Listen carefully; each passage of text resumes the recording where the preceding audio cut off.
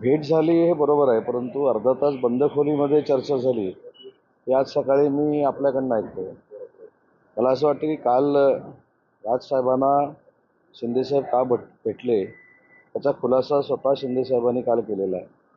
विधानसभेच्या निवडणुकीनंतर अनेक वेळा भेटण्याची चर्चा सुरू होती आणि काल भेटल्यानंतर स्नेहभोजनाचं त्यांना निमंत्रण होतं आणि त्यांनी स्वतः सांगितलं, मी देखील त्याचा साक्षीदार आहे, की जवळजवळ 1 ते 1.5 तास शिवसेनेच्या प्रवासावर आणि वंदनीय बाळासाहेबांच्या पूर्वीच्या सगळ्या कार्यप्रणालीवर त्या दोघांनी मिळून चर्चा केली. त्याच्यामध्ये कुठेही राजकीय चर्चा मी तिथं असताना तरी झाली नाही आणि सुरुवातीपासून शेवटपर्यंत मी त्या ठिकाणी होतो आणि म्हणून बंद खोलीत चर्चा झाली, 4 भिंतीच्या आत चर्चा झाली असं कुठेही झालं नाही.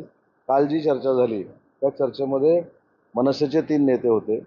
त्याच्यामध्ये अमेय खोपकर होते, संदीप देशपांडे होते आणि अभिजित पानसे होते आणि मी देखील तिथे एका कार्यक्रमाला मुंबईत असल्यामुळं मला साहेबांच्या आदेशानं तिथं जावं लागलं. पण कुठेही अशी गोपनीय आणि काही चर्चा झाली नाही, राजकीय कुठचीच चर्चा झाली नाही. तर गेल्या अनेक दिवसांपासून मनसेची नाराजी वगैरे हे सगळ्या चर्चा सुरू होत्या. कुठेतरी आता निवडणुकीच्या पार्श्वभूमीवर काहीतरी सकारात्मक पाऊल. पहिली गोष्ट अशी आहे की राजकीय नाराजी असेल किंवा राजकीय गोष्टी असतील, हा कालच्या भेटीचा साहेबांचा भागच नव्हता. त्यांचे पूर्वीपासून जे संबंध राजसाहेबांबरोबर होते ना, राजसाहेबांचे त्यांच्याबरोबरचे होते. त्यामुळे विधानसभेच्या निवडणुकीनंतर त्यांना भेटायचं होतं आणि काल तो योग जुळून आला. त्याच्यामुळं काही लोकांनी सांगितलं की मंगळवार होता, गणपतीचा वार होता, म्हणून साहेबांनी ती योग जुळवून आणला किंवा राजसाहेबांनी जुळवून आणला. कुठेही राजकीय चर्चा झाली नाही आणि भविष्यामध्ये राजकीय चर्चा दोघांना जर करायची असेल तर तुम्हाला सगळ्यांना सांगून करते. दुसरी महत्त्वाची गोष्ट काल साहेबांनी सांगितली ती म्हणजे आमची महायुती आहे. शिवसेना आणि भाजपची युती ही अवैध आहे. त्याच्यामुळे कुठेही शंका सूत्र त्यांच्याकडनं अशा गोष्टी होऊ नयेत की आम्ही काही वेगळ्या गोष्टीसाठी भेटलो. कुठेही राजकीय चर्चा झाली नाही. महायुती ही अभेद्य आहे. भाजपाचे नेते देवेंद्रजी असतील आणि आमचे नेते एकनाथ शिंदे साहेब असतील, त्यांच्यामधलं बॉन्डिंग हे स्ट्रॉंग असल्यामुळं कालच्या भेटीचा आणि राजकीय काही संबंध नाही. तर ठाकरे गटाचा आज नाशिकमध्ये मोठा मेळावा होता. पहिलाच मेळावा होता. कसं बघता येतं? शिवसेना युबीटीचा जो नाशिकचा निर्धार की निश्चय मिळावा असा आहे. प्रत्येक लहान मोठ्या पक्षाला स्वतःचा पक्ष वाढवण्याचा अधिकार लोकशाहीनं दिलेला आहे आणि म्हणून त्याचा एक भाग म्हणून तिथे ते मेळावे करतील, पुन्हा एकदा शिंदेसाहेबांची बदनामी करतील, पुन्हा एकदा शिंदेसाहेबांना वाटेल ते बोलतील. पण त्याचा काडीमात्रही परिणाम शिंदेसाहेबांवर आणि वंदनीय बाळासाहेबांच्या विचाराच्या शिवसेनेवर होणार नाही. उलट अशा पद्धतीची जी टीका टिप्पणी झाली तर आहे त्याच्यापेक्षा माननीय एकनाथ शिंदेसाहेबांचं वलय हे महाराष्ट्रामध्ये अजून विकसित होईल. त्याच्यामुळं त्या मेळाव्याला त्यांनी काय बोलावा त्यांचा जरी प्रश्न असला तरी एक कलमी ते फक्त आमच्यावर टीका करतील हे आम्हाला आजच सकाळी सांगतो, संध्याकाळी सभा असली तरी. ज्या पद्धतीने एकनाथ शिंदे बाहेर पडत आहेत, सभांना प्रतिसाद मिळतो, दुसरीकडे ठाकरे गटात गळती सुरू होते. त्यामुळे ही गळती थांबवण्यासाठी कुठेतरी आता मातोश्री बाहेर पडतात होते ठाकरे अशी चर्चा. नाही, आपण किती ठिकाणी ठिगळं लावणार आहोत का?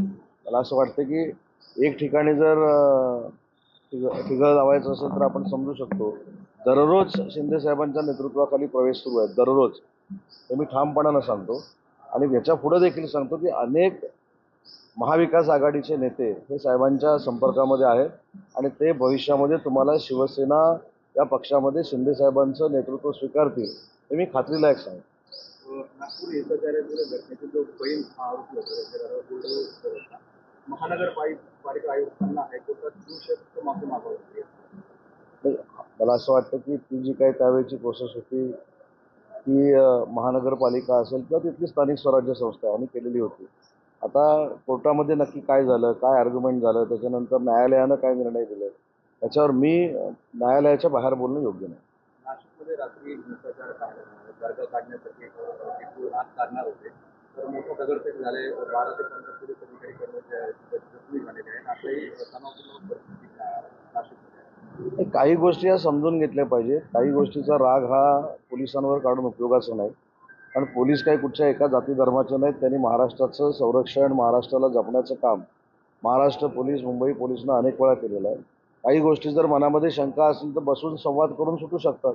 त्याच्यासाठी दगड हातात घ्यायची काही गरज नाही.